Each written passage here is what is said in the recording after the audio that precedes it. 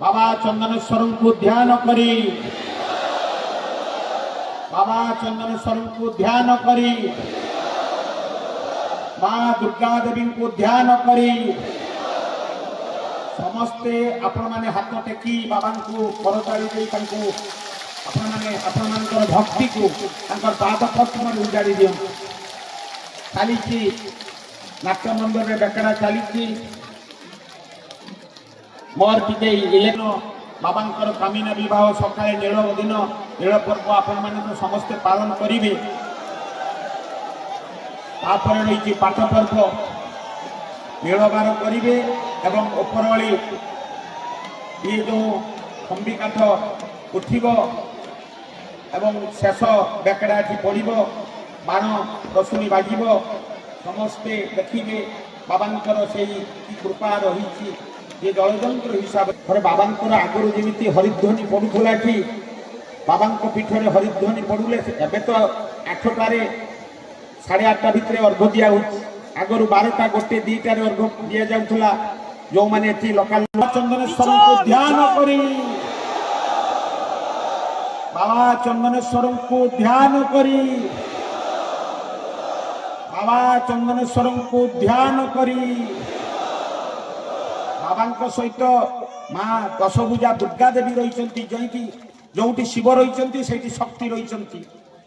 शक्ति बिना शिव रही पारे ना तेणु एटी रही शिव एवं शक्तिर मिलन तेणु माँ को नारे हरिध्वनि दवा दरकार ध्यान करी माँ दुर्गा देवी को ध्यान करी माँ दशभुजा को ध्यान करी हर हर महादेव हर हर महादेव हर हर महादेव। वर्तमान माल आने मुहूर्त आपण मान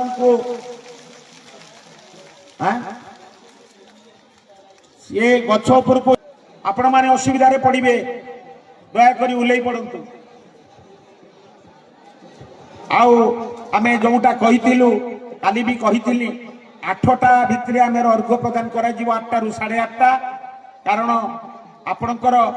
टिके देरी हम मो दिन आसंता काली टिके लेट हम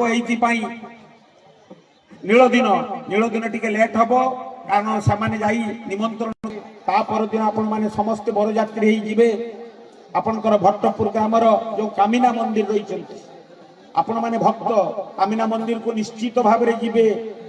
कारण कामिना मंदिर को जाई सेठी आपण माने विराट पटुआर रे आसीबे माँ कामिना को धरिकी जते विवाह करिसंती भोलानाथ शिव बाबा चंदनेश्वर आपण माने जानिचंती चैत्र मास रे कोनोसी विवाह कार्य सुसंपन्न हुए ना हिंदू शास्त्र रे रही भक्ति भाव रे डाकिला बाबा चंदनेश्वर आविर्भूत हेले एवं ताको आशीर्वाद देले एवं सी कहिला प्रभु